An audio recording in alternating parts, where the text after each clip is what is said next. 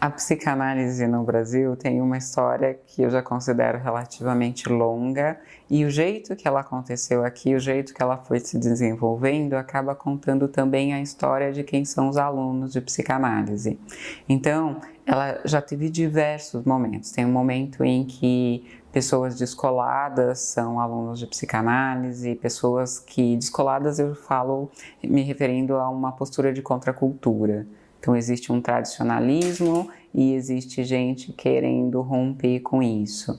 Num momento posterior, os estudantes de psicanálise estão identificados mais com um certo conservadorismo, com uma ortodoxia, e aí tem uma rigidez no comportamento e na prática da psicanálise, uma rigidez que se reflete até nas vestimentas. Então tem um código de vestimenta, um código de cores, um código de posturas que são típicas do que a gente espera de um psicanalista.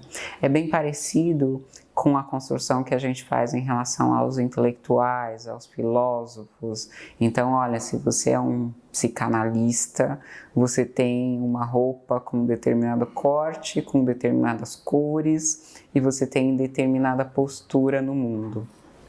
Nos anos 90, interessante falar sobre isso, nos anos 90, não sei que universo descobriu que a psicanálise não era uma prática regulamentada.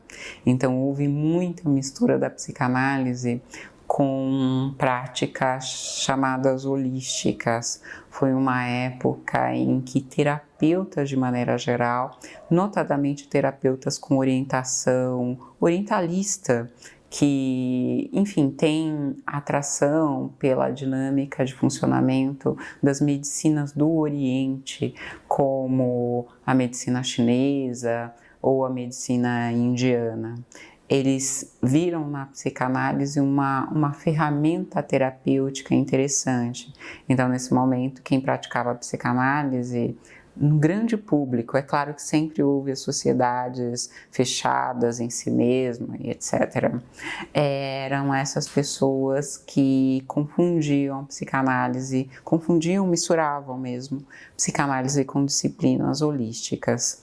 Na atualidade, o que eu vejo acontecendo, assim, num intermediário, foi que profissionais liberais descobriram a psicanálise.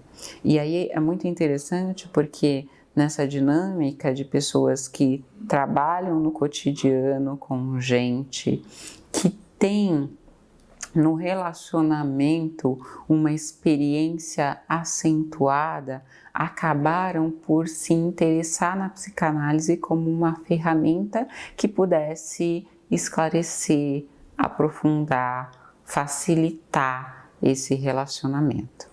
Também tem um público de pessoas que querem fazer, em função da juventude ou da nossa aposentadoria ou da saúde das pessoas, fazer uma transição de carreira.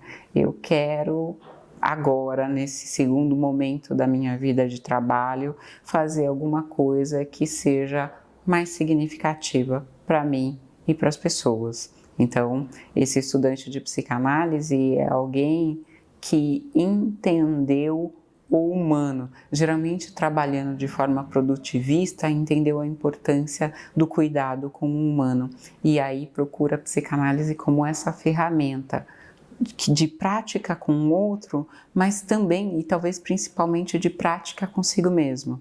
Agora eu quero trabalhar de forma significativa. Mais recentemente ainda, eu vejo esse movimento acontecendo com os jovens.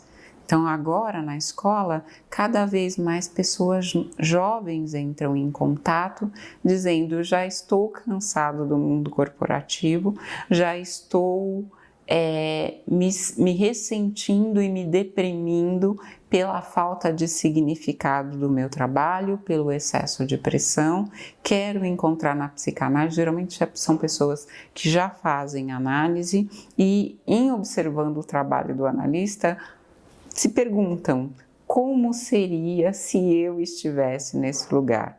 Como é fazer isso que ele faz comigo, com outras pessoas?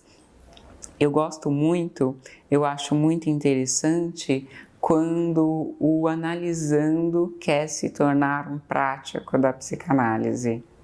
Porque tanto tem uma fantasia da condição do analista como sendo essa pessoa que sabe das coisas, quanto tem uma experiência sobre a efetividade da psicanálise. Então, os analisandos costumam ser bons estudantes de psicanálise. Os analisandos anteriores à formação costumam ser bons estudantes de psicanálise. Tem uma frase do Freud que eu não posso deixar de dizer, que é uma que ele diz que grandes neuróticos podem se tornar bons psicanalistas. E nisso ele coloca essa ideia de que o que a gente precisa de um estudante de psicanálise não é que ele seja bem resolvido, seja lá o que isso for. Não é que ele sinta que resolveu todos os problemas e muito menos que ele se sinta apto a resolver problemas de alguém. A ideia de já ter feito análise, por exemplo, é se colocar nesse movimento de trabalho em conjunto. Quando a gente procura um estudante de psicanálise, o que a gente procura nesse estudante é essa disposição para trabalhar em conjunto. É uma disposição que vai acompanhá-lo durante os estudos e é uma disposição que vai acompanhá-lo durante toda a sua prática clínica no consultório. Nossa ideia é que o estudante de psicanálise seja alguém que entendeu que se trata de trabalho. É alguém que entendeu que se trata de empenhar tempo e esforço para dar conta de uma nova disciplina, de um novo vocabulário, eu posso dizer de um novo idioma. Quando um estudante de psicanálise nos procura, o que nós esperamos é encontrar uma pessoa com disposição para a vida adulta. Uma pessoa com disposição para a vida adulta é uma pessoa que não espera ser cuidado pelos outros, que não espera que os outros resolvam os seus problemas. É alguém que tem capacidade para se responsabilizar, tanto pelo próprio desejo, eu desejo estudar, eu desejo conhecer essa disciplina, quanto pelos próprios caminhos de desenvolvimento. Já que eu quero estudar, você, a quem eu procurei, é um facilitador desse processo, nunca um determinante desse processo, nunca um senhor da verdade desse processo. Porque o que todo estudante de psicanálise sabe é que no final das contas ele vai ter que inventar uma psicanálise que seja sua e praticá-la. A ideia de vir para a escola é aprender como faz isso em acordo com os grandes teóricos da psicanálise que vem estudando e praticando essa disciplina maravilhosa nos últimos 100 e poucos anos.